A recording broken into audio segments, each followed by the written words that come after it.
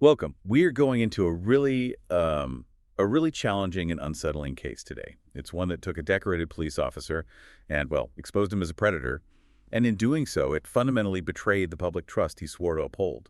That's absolutely right. The sources we've gathered chronicle the life of Drew Peterson, a former police sergeant from Bolingbrook, Illinois. But this isn't just a true crime narrative. It's a critical look at, institutional failure, domestic abuse, and how the legal system really struggled to adapt to a killer who thought he could use his own badge to cover his crimes. So what we're aiming to do here is to synthesize a deeply complex and frankly disturbing timeline. We really need to clearly lay out the known facts around the murder of his third wife, Kathleen Savio, and then the continuing, just agonizing mystery of his fourth wife, Stacy Peterson, who vanished back in 2007.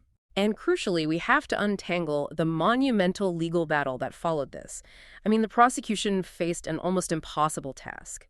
They were trying to prove murder without a body in Stacy's case, and they were relying heavily on statements from victims who were no longer there to testify. The way the law, specifically around hearsay, was challenged and changed in Illinois is one of the most fascinating and also troubling parts of this whole story. Drew Walter Peterson, born in 1954, is currently incarcerated. He's looking at a potential release date of May 7, 2081.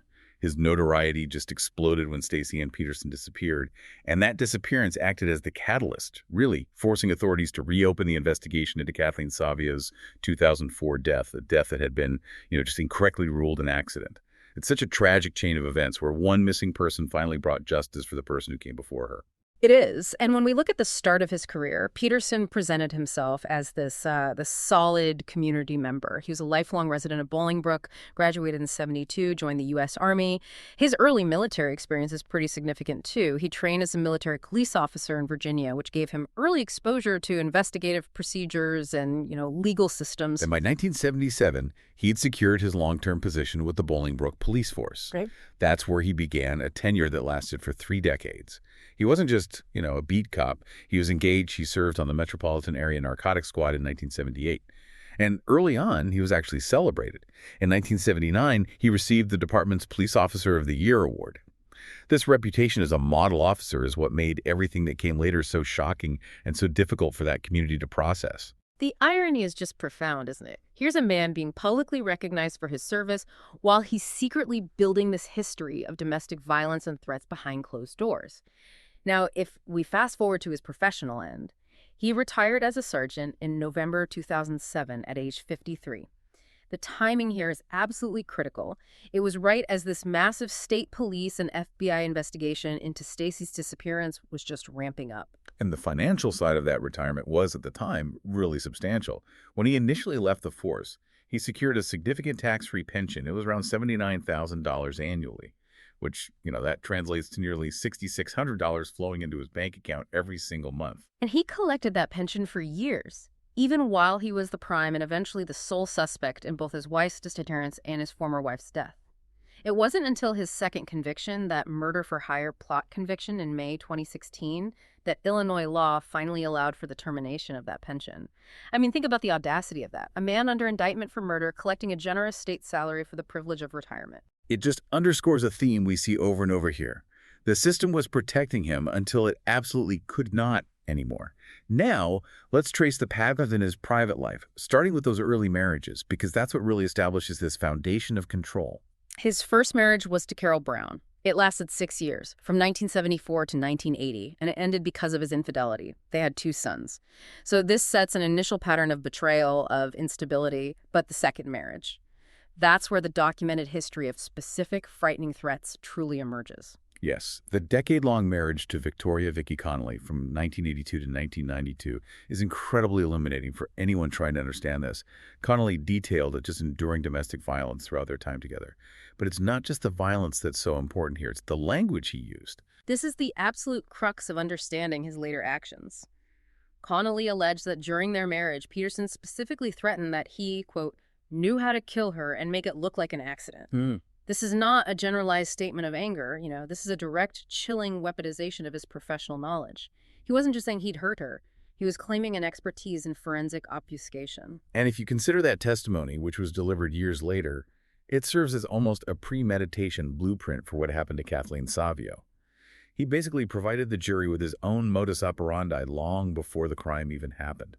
It suggests a professional detachment, an almost clinical approach to violence, knowing exactly how to exploit the flaws in an investigation process. And the abuse wasn't just limited to his wife. Connolly's daughter, Lisa Ward, who lived with them from the time she was 8 until she was 18, she also reported experiencing severe physical and psychological abuse from Peterson. This just paints a picture of systemic, familial control and violence that spanned years. It shows his ability to intimidate and control those close to him was just deeply ingrained. And the marriage to Connolly dissolved in 1992 when she discovered Peterson was having an affair with Kathleen Savio. It's a tragic handoff, really. Savio was stepping into an already established pattern of dangerous behavior. The sources make it clear. That specific threat, the domestic abuse allegations, this context is the necessary frame through which we have to view Kathleen Savio's death. It connects his private rage directly to his public profession. That specific phrase, make it look like an accident, that's the key. For investigators years later, it wasn't just a threat, it was evidence that the idea of staging a scene was already familiar and, accessible to him, thanks to his decades of police training. This insight was profound, and it helped frame the argument that Savio's death was premeditated. So moving into that third marriage, a relationship between Drew Peterson and Kathleen Savio, it lasted from 1992 to their finalized divorce in 2003. And it was a period of intense, really well-documented conflict. They had 2 sons together, Thomas and Christopher. The instability was chronic. The police were called to their house a staggering 18 times on domestic disturbance calls between 2002 and 2004, right before her death. This wasn't some secret disagreement. This was a well-known, volatile situation, repeatedly flagged by law enforcement. And yet somehow, it didn't raise enough alarm bells when her body was found. The circumstances of her discovery on March 1st, 2004 are just deeply, deeply troubling. She was found nude in a dry bathtub in the master suite. The immediate physical evidence at the scene was highly suspicious, and yet it was ignored. Indeed. The reports describe extensive bruising and scraping all across her back, her torso, her face. And most alarming was a large, unexplained gash to her scalp. A simple, accidental slip and fall, the narrative that was later accepted, it just does not typically result in such widespread and varied blunt force trauma, particularly when it's confined to a dry tub. Which leads us to the critical, almost unforgivable error of the initial investigation. Despite the history, despite the visible trauma and the volatility, the coroner's jury ruled her death an accidental drowning. How could that possibly happen? This is where Peterson's institutional position becomes the essential tool for concealment. The sources confirm that the coroner's jury that made this determination, it included a police officer, someone who personally knew Drew Peterson. And that officer assured the other jurors that Peterson was a good man and could never have been involved. That one detail just highlights the complete failure of due process. A trusted figure in law enforcement essentially vouched for the prime suspect in a suspicious death and immediately steered the investigation away from homicide and toward accident. The neutrality of that finding was completely compromised by internal relationships and, professional loyalty. And the consequence was catastrophic. The case was closed, and Peterson's immediate behavior only deepened the suspicion years later. Less than a month after Savio's death, he put the house up for sale. When he was selling it to the new owners, he actively concealed what happened there. He stated he was selling because the kids simply preferred the pool at his other residence. A man mourning a tragic accident doesn't typically scrub the event from the narrative just to ensure a smooth sale. The truth was just buried for years, and it was only resurrected by the disappearance of the next woman in his life. The case was finally reopened in 2007. That's when the crucial step of exhumation occurred, on November 16, 2007. The initial review had been so shoddy that a second look was absolutely essential. And Dr. Michael Baden, a highly respected former New York City medical examiner, he reviewed the findings, and his conclusion was a complete game changer. Dr. Baden concluded that Savio died of drowning, yes, but only after a physical struggle, and that her body was subsequently placed into the bathtub. This explained the extensive bruising. These were injuries sustained during a fight, not a fall. The state's attorney at the time, James Glasgow, he then publicly stated what they now knew to be true. He said he believed the death was a homicide staged to look like an accident. And that assessment was confirmed officially on February 21, 2008, when the cause of death was definitively changed from accidental drowning to homicide. The professional cover-up that Peterson had allegedly orchestrated, the very one he had threatened his previous wife with, was finally undone. And the connection, the bridge between these two women, was forged by what Stacy Peterson knew. We have the critical testimony of Reverend Neil Shorey, who was Stacy Peterson's pastor. Stacy told the Reverend that Drew killed Kathleen Savio and made it look like an accident, and that she was terrified of her husband. This is more than just crucial information. It really forms the foundation of the later legal strategy. Stacy wasn't just some observer. She was the person who had provided Drew with his initial official alibi for the night of Savio's death. Her later confession to the Reverend meant she realized she had been an unwitting accessory to a crime. She was not only terrified that Drew would realize she was talking, but also that the police would realize she had lied for him previously. And this realization, that the current wife held the key to the previous wife's murder, is what truly forced the re-examination and gave the prosecution the theory of motive for Stacy's eventual disappearance. He had to silence the person who knew too much. Exactly. The re-examination of Savio's death was purely reactive. It was triggered by the profound anomaly of the next wife just vanishing without a trace. It really underscores the severity of the pattern of behavior that Drew Peterson had successfully hidden until the sheer number of victims became undeniable. So let's turn our attention to Stacy Ann Peterson. She was born in 1984 and was incredibly young, just 19 when she married Drew Peterson, who was 49. This was on October 18, 2003, right after his divorce from Savio was finalized. Stacy was a young woman with a really strong sense of family. They had 2 biological children together, Anthony and Lacey, but crucially, Stacy also legally adopted Savio's 2 sons, Thomas and Christopher, and she treated all 4 children as her own. She was committed to raising them and was close to completing her nursing degree from Joliet Junior College. She had plans, a future, a family life she was devoted to. She was officially reported missing on Monday, October 29, 2007. Peterson's version of events, his official alibi, was simple. He claimed Stacy called him at 9 p.m. on Sunday, October 28th, stating she had left him for another man and had abandoned her car at Cloud International Airport in Bolingbrook. The immediate investigation, which was launched by the Illinois State Police and the FBI, it centered on Peterson right away. He retired from the police force in December 2007, and investigators immediately began executing search warrants, seizing firearms and both his and Stacy's vehicles. It signaled the seriousness of the suspicion they harbored. And Stacy is, sadly, still classified as a missing person. The suspicious activity that surrounds the immediate aftermath of her disappearance is key, and it largely revolves around these large containers. We learn about the blue containers. Yes. Rick Mims, a friend of Peterson for many years, he provided evidence that he and Peterson had purchased 3 large blue plastic containers from a cable company where they both worked part-time. This was back in 2003. Mims even provided photos to the police.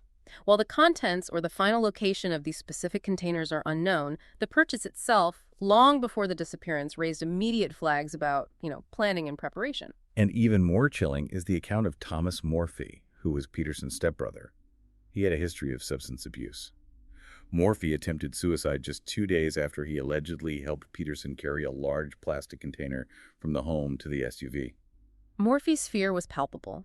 He believed he had helped dispose of Stacy's body. The weight and the nature of the container combined with the timing. It led him to such profound distress that he tried to take his own life. This wasn't just someone speculating. This was someone who felt he was actively involved in covering up a crime. And observations from neighbors corroborated this suspicious activity with large objects. Neighbors reported seeing Peterson and another man hauling a massive 55-gallon barrel, which is certainly large enough to hold a person out of the house shortly after the disappearance. This pattern of moving large, heavy containers immediately after Stacy vanished established a clear timeline of evidence disposal. And while some of the initial leads, like those involving truckers referring to containers, proved unreliable, they were found not to have been in the area when they claimed. The core suspicion around the barrel and the blue containers remained central to the state's theory that Stacy was killed and her body was immediately disposed of. Now, we have to address the intense media circus that Peterson deliberately cultivated while all this was unfolding. Peterson and his initial attorney, Joel Brodsky, they engaged relentlessly with the press. They appeared on Chicago radio, gave interviews to Steve Dahl, and even went national on CNN's Larry King Live. This media engagement was strategic. It was designed to project an image of a wrongly accused, grieving husband and to muddy the waters with speculation about Stacy running off with another man. It was a calculated performance that eventually became so disruptive that a Will County judge, Stephen White, had to step in and severely limit Peterson's access to the media. And then came the utterly bizarre engagement stunt in December 2008. Peterson briefly became engaged to a young woman, Christina Rains, who was also 23 years old. Stacy's exact age at the time she disappeared. That behavior just speaks volumes about profound narcissism and control. Rains later moved out quickly after her father intervened, expressing concern over the control Peterson was exerting. Rains herself eventually moved out, and she flatly stated the engagement was a publicity stunt. It was designed to keep Peterson relevant and sympathetic in the media spotlight. He was using a young woman to try and prove he was normal and dateable rather than facing the immense criminal investigation centered on him. Despite the public spectacle and the intense media scrutiny, the formal indictment for Kathleen Savio's murder didn't arrive until May 7, 2009. Peterson was arrested, and the bail was set at an astronomical $20 million. His arrest plunged him into financial distress, despite his sizable income. The sources note that he actually sued J.P. Morgan Chase for revoking a home equity credit line that he intended to use to cover his soaring legal fees.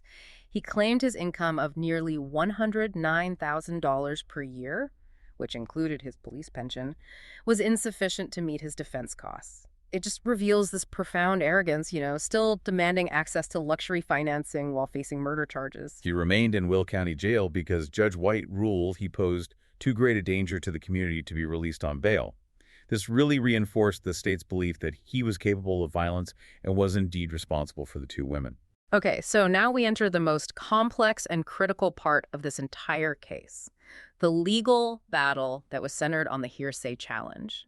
This case fundamentally changed how Illinois handled statements from victims who'd been silenced by the defendant. The prosecution understood very early on that they lacked the traditional smoking gun. They had no body for Stacy, and the Savio scene had been compromised from the start. Therefore, the statements that Stacy and Kathleen had made to other people, the hearsay, were absolutely essential to the case against Drew Peterson. Right, and to explain hearsay simply for you listening, generally statements made out of court are inadmissible in court. The reason is because the defense cannot cross-examine the person who said them. They can't challenge that testimony. But in this case, the witnesses were unavailable because the defendant was believed to have killed them to prevent them from testifying. So initially, Judge White issued a very mixed ruling in May of 2010. He stated that prosecutors had proved Peterson killed both wives by a preponderance of the evidence. Let's pause and unpack that terminology because it's vital. The standard preponderance of the evidence is the standard used in civil court. It basically means it's more likely than not, a 51% chance. So the judge believed Peterson was guilty under this lower standard, which is why he was allowed to admit certain evidence to the court. Right. But the critical problem was the criminal standard. Beyond a reasonable doubt. A standard that requires near certainty. So even though the judge believed Peterson killed them by that 51% standard, he ruled that nearly all of Stacy's crucial statements were inadmissible for the actual criminal trial. He said they do not provide sufficient safeguards of reliability for the much higher criminal standard of conviction. This put the prosecution in an immediate bind. They had a strong theory of the case, powerful circumstantial evidence, and even a judicial belief in his guilt. But they were legally prevented from using the victim's own words in the main trial. This immense legal difficulty led directly to legislative action, which is a highly unusual step. The Illinois state legislature passed a specific piece of legislation, known informally as Drew's Law. Formally, it's 725 ILCS 5115-10.6. This legislation was passed while the search for Stacy was still ongoing. It created a path for courts to consider statements from unavailable witnesses, if the prosecution could prove two things. First, that the witness was killed specifically to prevent the testimony, and second, that the hearsay statements themselves were reliable. The passage of Drew's Law immediately drew controversy. Critics argued it was legislating a rule specifically to secure a conviction in a single high-profile case, basically compromising the principle of established law for the sake of, political or emotional expediency. And even under this new tailored law, the trial court initially found only 8 out of 14 statements admissible, so the prosecution was still facing an uphill battle. However, the final legal breakthrough came not from the new legislation, but from an existing, though rarely used, common law doctrine. That breakthrough arrived in April of 2012, when an Illinois appellate court reversed the trial court's decision and allowed key hearsay statements from both Savio and Stacy into evidence.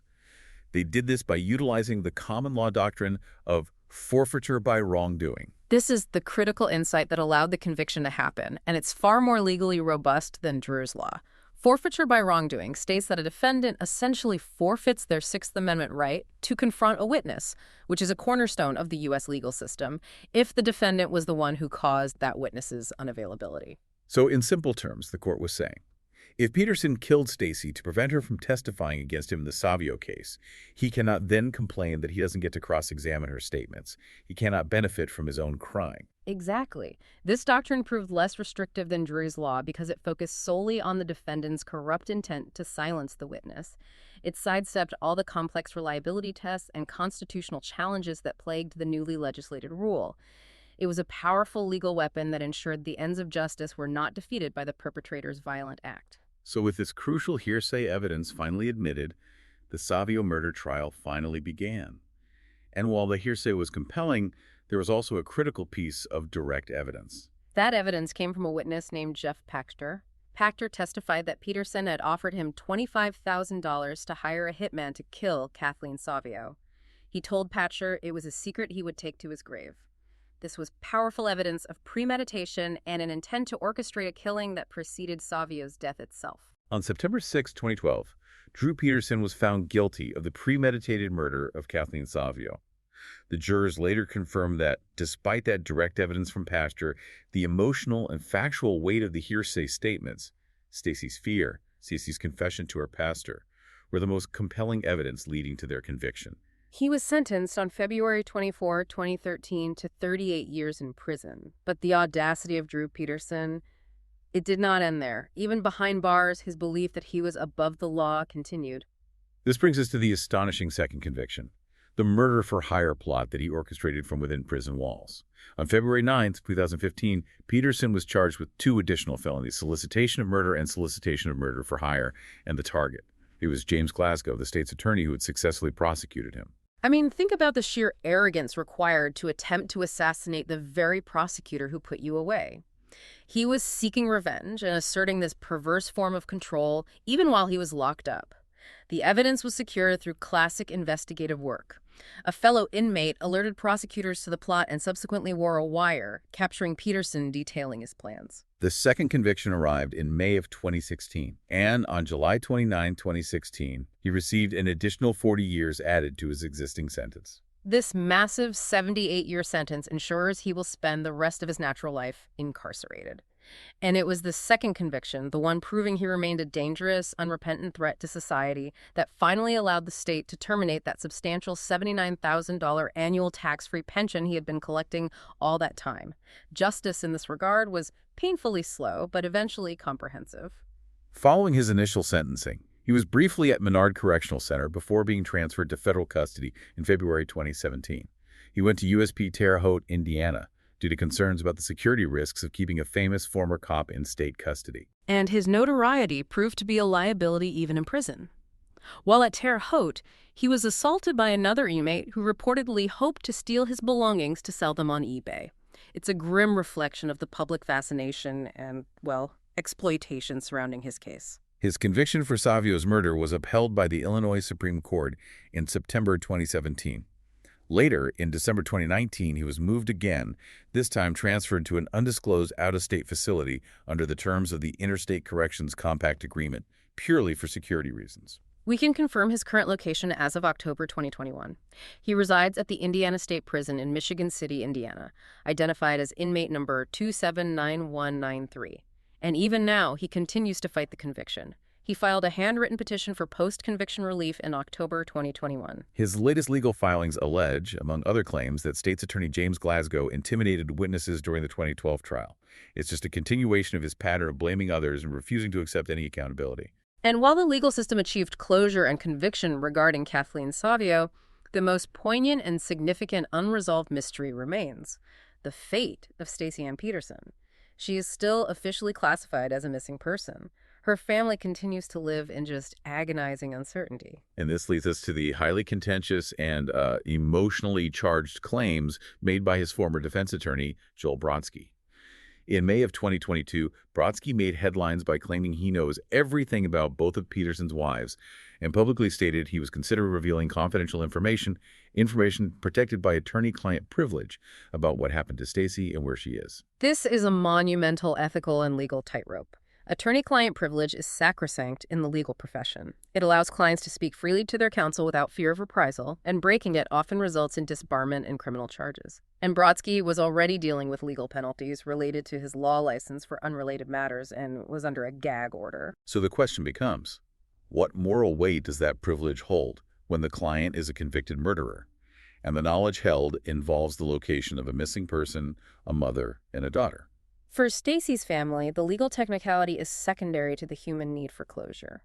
Stacy's sister, Cassandra Kellius, publicly stated that she would stand by Brodsky and support his actions if he came forward.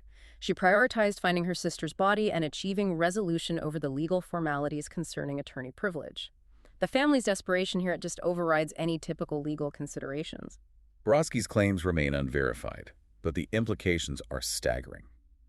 If he does possess knowledge of Stacy's whereabouts, his potential revelation could finally resolve the central mystery of this entire saga. It pits the fundamental ethics of the legal system against the profound grief and the right to closure for a victim's family. We have traced the complete arc of this dark story. From Drew Peterson, the highly decorated Bolingbrook police sergeant, leveraging his professional standing to threaten and conceal violence, all the way to a man convicted of premeditated murder and solicitation of murder for hire, now serving 78 years in an Indiana prison. His downfall was intrinsically linked to a pattern of profound domestic control and violence that tragically claimed or destroyed 2 lives. Though the legal system secured justice for Kathleen Savio, utilizing these innovative legal maneuvers like forfeiture by wrongdoing, the central human tragedy endures. The case of Stacy Ann Peterson remains officially unsolved, keeping her family in constant, agonizing limbo. You have to consider the immense ethical weight of that situation. The struggle between the legal principle of attorney-client privilege, which protects secrets, and the overwhelming moral imperative to provide a family with the location of their loved one. The legal victory is tangible, but the emotional cost of that unresolved silence is just immeasurable. So what do you believe is the more compelling force in this entire narrative? Is it the unprecedented legal victory secured through Drew's law and the forfeiture doctrine, or is it the ongoing powerful silence regarding Stacy's whereabouts and whether the ethical walls of the law should or eventually must collapse to bring true resolution to her case? Thank you for joining us for this exploration of the sources we had. Thanks for listening.